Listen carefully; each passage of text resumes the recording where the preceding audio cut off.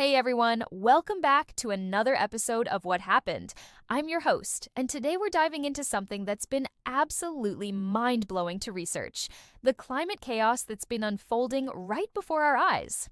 You know, when people talk about climate change, they usually paint this picture of gradual warming over decades. But what if I told you that some of the most devastating events we've witnessed weren't gradual at all? What if the real story is about sudden, catastrophic changes that caught everyone completely off guard? Stick around because today we're uncovering the truth behind the most shocking climate disasters of recent years, the ones that rewrote the science books and left experts scrambling to understand what the hell just happened. Let's rewind to February 2021. Texas, the energy capital of America, was about to experience something that would make Hurricane Katrina look like a warm-up act. The polar vortex was weakening, and Arctic air was about to plunge further south than it had in over a century. But here's the thing that nobody saw coming. This wasn't just going to be cold weather. On February 13th, temperatures in Dallas dropped to -2 degrees Fahrenheit. In Houston, a city that rarely sees snow, it was -7. But Texas's power grid, managed by ERCOT, was designed for summer heat waves, not Arctic conditions. Natural gas pipelines froze, wind turbines iced over, coal plants couldn't get fuel deliveries because railroads shut down. Within 72 hours, 4.5 million people lost power. But this is where the story gets absolutely insane. The power outages weren't just inconvenient. People started dying, not from the cold outside, but from carbon monoxide poisoning as families desperately tried to heat their homes with cars, grills, and camp stoves. Others froze to death in their own living rooms. The official death toll, 246 people. But here's what's really haunting. Texas had experienced a similar freeze in 2011, and experts had warned that the power grid needed winterization. ERCOT ignored those warnings because winterizing equipment was expensive. And hey, how often does Texas really get that cold? The economic damage was staggering, $195 billion. That's more than Hurricane Harvey, Hurricane Ike, and Hurricane Rita combined. Insurance companies paid out $11 billion in claims. Some people's electricity bills hit $16,000 for a single month because of surge pricing during the crisis. But Texas was just the beginning. While Texas was still recovering, something even more unprecedented was building on the other side of the continent. June 2021, Pacific Northwest. Portland, Oregon hit 116 degrees Fahrenheit. Seattle reached 108. But the real shocker? Lytton, British Columbia, recorded 121.3 degrees, the highest temperature ever recorded in Canada. Ever. Within 24 hours, Lytton was gone, completely destroyed by wildfire. The Pacific Northwest heat dome lasted for weeks, and it killed over 800 people across the region. Hospitals were overwhelmed with heat stroke victims. Seattle, a city where most buildings don't have air conditioning because it never gets that hot, became unlivable. But here's the part that should terrify everyone. Scientists had predicted the Pacific Northwest could warm significantly due to climate change, but their models suggested this kind of extreme heat wouldn't happen until the 2040s or 50s. It happened 30 years ahead of schedule. The ripple effects were immediate. Billions of sea creatures died in the Salish Sea as water temperatures spiked to levels that marine life couldn't survive. The fishing industry collapsed overnight. Shellfish farms lost everything. Meanwhile, in Europe, things were about to get even worse. July 2021. Germany and Belgium experienced what meteorologists called a once-in-a-millennium flood event. But this wasn't just heavy rain. This was a weather system that parked over Western Europe and refused to move. In Germany's Ahr Valley, the Ahr River rose 23 feet above normal levels in just 8 hours. Entire towns were wiped off the map. The water came so fast that people had no time to evacuate. Videos showed cars floating down main streets like toys. Houses collapsed as their foundations were washed away. The death toll in Germany alone was 184 people, with many more missing and never found. In Belgium, another 41 people died. The economic damage exceeded 40 billion euros. But here's what makes this flood truly unprecedented. The rainfall amounts broke every historical record. Some areas received more rain in 24 hours than they typically get in 2 months. The German Weather Service called it completely unprecedented in their 140 years of record keeping. Emergency systems completely failed. Flood warnings were issued, but they were based on historical data that had become useless. The water rose faster and higher than any model predicted possible. As Europe was dealing with catastrophic flooding, Australia was preparing for a fire season that would redefine the word megafire. The Australian Black Summer fires of 2019 to 2020 burned an area larger than Florida. 34 people died directly from the fires, but the smoke killed an estimated 417 more. Over 3 billion animals were killed or displaced. That's billion with a B. But the scale of destruction went beyond anything Australia had ever experienced. The fires burned so hot and so large that they created their own weather systems. Pyrocumulus clouds formed above the fires and generated lightning, which started new fires. Fire tornadoes with winds over 100 miles per hour tore across the landscape. The smoke plumes were so massive they could be seen from space, circling the entire globe. New Zealand's glaciers turned brown from Australian ash. The smoke reached South America. For months, the fires pumped 400 million tons of carbon dioxide into the atmosphere, more than some entire countries emit in a year. Sydney's air quality became worse than Beijing's during its most polluted days. Melbourne residents were told to stay indoors with windows closed for weeks. The economic cost exceeded 100 billion Australian dollars. But here's the truly mind-boggling part. The fires were so intense they created their own rainfall. The pyrocumulus clouds that formed above the fires sometimes produced rain, but by the time the water reached the ground, it had evaporated in the extreme heat. This phenomenon, called virga, meant that even nature's own fire suppression system had been overwhelmed. As Australia was still smoldering, Pakistan was about to experience temperatures that shouldn't exist on Earth. April and May 2022, Pakistan recorded temperatures above 120 degrees Fahrenheit for weeks. The city of Jacobabad hit 126 degrees. But temperature alone doesn't tell the whole story. When you factor in humidity, the heat index reached levels that are literally deadly to human life. The human body can't survive wet bulb temperatures above 95 degrees Fahrenheit. Pakistan came dangerously close to that threshold across vast areas where millions of people live. The heat was so extreme, it started melting roads. Hospital admissions for heat stroke increased by 3,000% in some cities. The power grid collapsed as air conditioning demand exceeded all capacity. Rolling blackouts meant people had no relief from the heat for hours at a time, but the heat wave was just setting the stage for what came next: floods that covered 1/3 of the entire country. By August 2022, monsoon rains that were 5 times heavier than normal had turned Pakistan into an inland sea. Satellite images showed water where there should have been cities, farms, and mountains. Over 33 million people, that's more than the entire population of Texas, were affected. The floods killed over 1,700 people and displaced 33 million more. Entire provinces were underwater for months. The economic damage exceeded $30 billion. Money that Pakistan, already facing economic crisis, simply didn't have. But here's what made Pakistan's floods historically unprecedented. They were caused by atmospheric rivers carrying moisture from the Arabian Sea that got trapped by changing jet stream patterns. Climate scientists had predicted this could happen, but not this soon, and not this severely. The floods destroyed 80% of Pakistan's crops. Food prices skyrocketed globally as one of the world's major agricultural regions was temporarily wiped off the map. Cotton, rice, and wheat shortages rippled through international markets. As Pakistan was underwater, China was experiencing the most severe heat wave in 6 decades.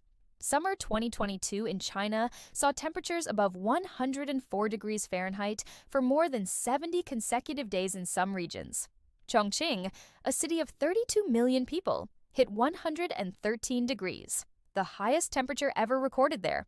The heat was so extreme that China's longest river, the Yangtze, dropped to levels not seen since records began in 1865. Sections of the river that had been continuously navigable for over 1,000 years became impassable.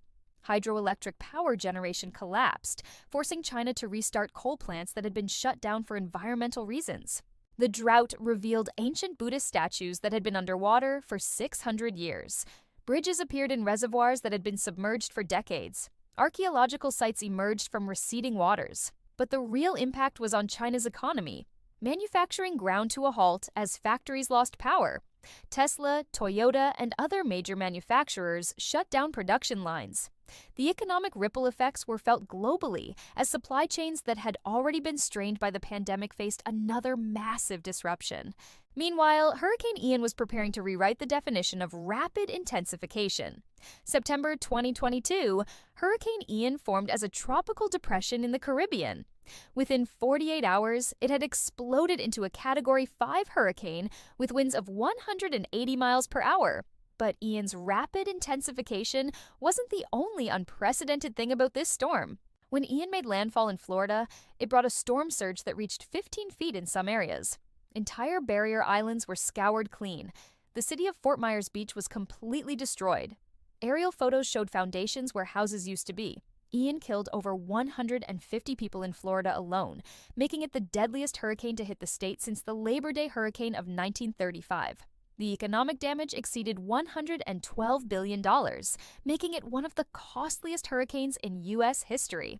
But here's what made Ian truly terrifying from a climate perspective. The Gulf of Mexico's water temperature was over 90 degrees Fahrenheit, providing massive amounts of energy for the storm to rapidly intensify.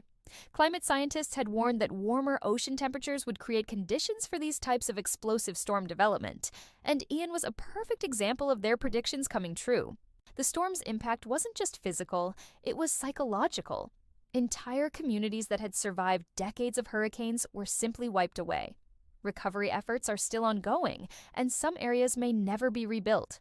As we moved into 2023, Europe was about to experience winter temperatures that defied all expectations. January 2023 brought record-breaking cold to Europe, but with a twist that nobody saw coming. While northern Europe froze, southern Europe experienced summer-like temperatures. The temperature difference between northern and southern parts of the continent reached over 90 degrees Fahrenheit, the largest temperature gradient ever recorded. Poland saw temperatures drop to negative 38 degrees Fahrenheit, while Spain hit 75 degrees on the same day. This extreme temperature gradient created unprecedented weather patterns. Storms formed and intensified with explosive force as warm and cold air masses collided. The energy costs for heating in northern Europe skyrocketed, already strained by the war in Ukraine. Emergency shelters overflowed as homeless populations faced life-threatening conditions. Meanwhile, southern Europe dealt with droughts, wildfires, and agricultural disruption from unseasonably warm weather. But perhaps the most shocking climate event was still to come. Antarctica, February 2023. Scientists recorded temperatures 70 degrees above normal at research stations across the continent. The Concordia Research Station, usually one of the coldest places on Earth, reached temperatures that were warmer than many U.S. cities that day. This wasn't just a local anomaly. Satellite data showed that massive areas of Antarctica experienced temperatures 40 to 70 degrees above normal for weeks. Ice sheets that had been stable for thousands of years began showing signs of instability. The implications are staggering. If just a fraction of Antarctica's ice sheet were to collapse, global sea levels could rise by several feet within decades, not centuries. Cities like Miami, Venice, and Bangkok could become uninhabitable. Over 600 million people live in areas that would be affected by such sea level rise. Scientists are still trying to understand what caused Antarctica's extreme warming event, but early research suggests it may be linked to changes in atmospheric circulation patterns caused by global warming. The scary part? This might not be a one-time event, but a preview of what's coming. But if you thought Antarctica's ice melt was a distant concern, Southeast Asia was about to show us what rising sea levels and supercharged storms really mean for human civilization. Late 2024 and early 2025 brought a series of catastrophic weather events to Indonesia, Thailand, and the Philippines that redefined what extreme weather looks like in the tropics. We're talking about typhoons that intensified so rapidly they broke meteorological records, and flooding so severe it displaced millions of people across multiple countries simultaneously. Let's start with Typhoon Karina in July 2024. This wasn't supposed to be a major storm. It formed quickly and was initially classified as a tropical depression. But within 18 hours, Karina exploded into a super typhoon with sustained winds of 190 miles per hour. The rapid intensification was so extreme that weather models couldn't keep up. When Karina slammed into the northern Philippines, it brought storm surge heights of over 20 feet. Entire coastal communities in Luzon were swept away. The storm then tracked westward and dumped unprecedented amounts of rain across Metro Manila, over 15 inches in 6 hours.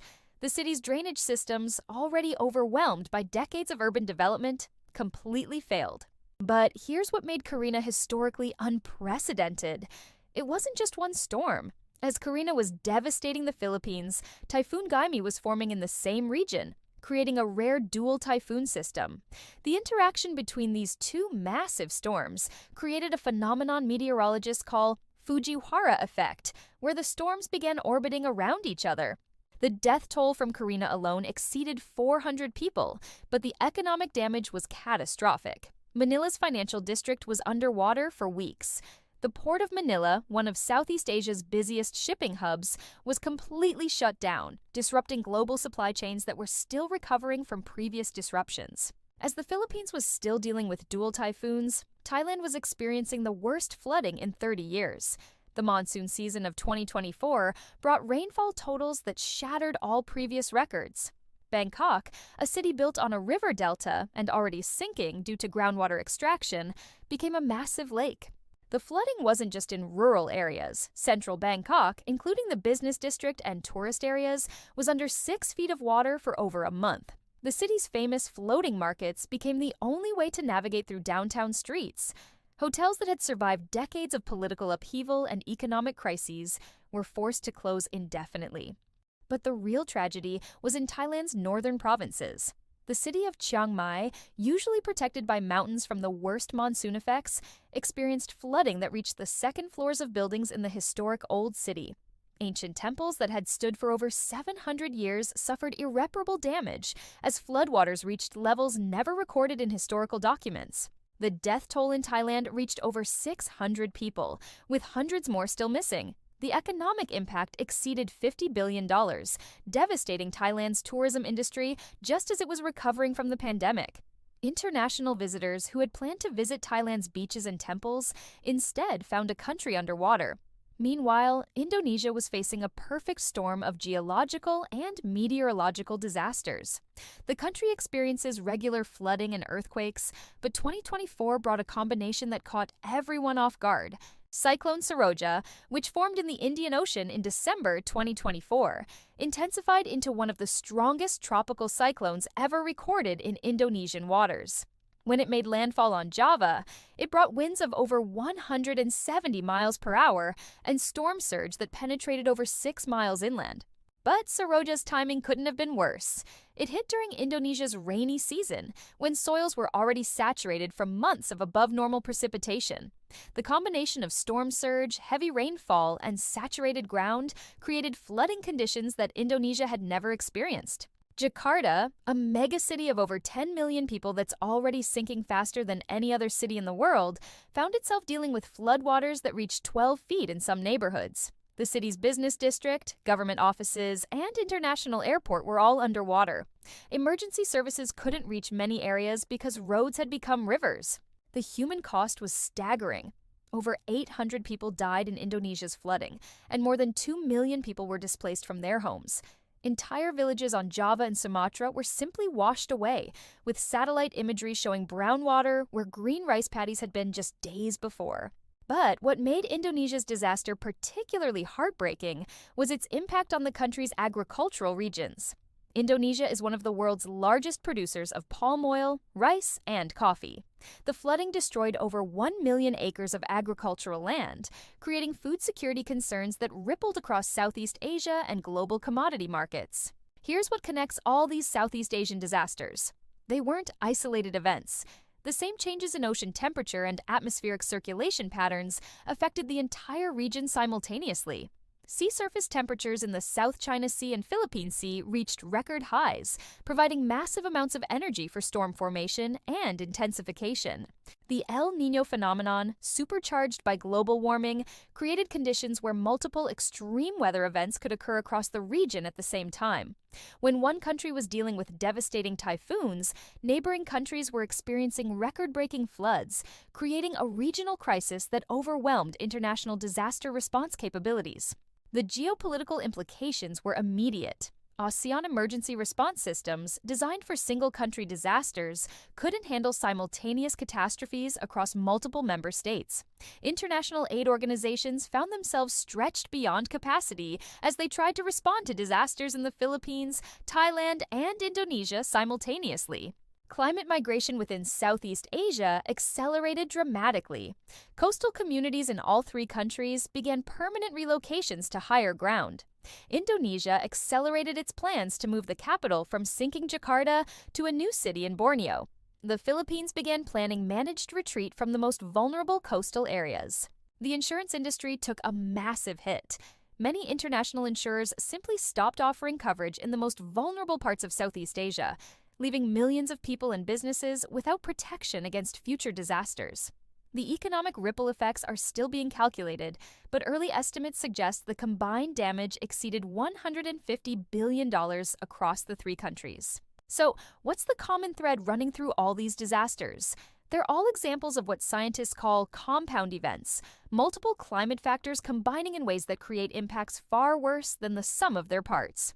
The Texas freeze wasn't just cold weather, it was cold weather combined with infrastructure failure. The Pacific Northwest heat dome wasn't just hot weather, it was extreme heat combined with buildings not designed for it. The European floods weren't just heavy rain. They were extreme precipitation combined with saturated soils and overwhelmed drainage systems. Each of these events pushed natural and human systems beyond their breaking points. And here's the really unsettling part. They're all connected. The same changes in global atmospheric circulation patterns that brought Arctic air to Texas also contributed to the heat dome in the Pacific Northwest.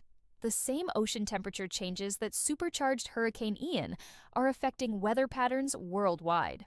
Climate scientists have a term for this: global weirding.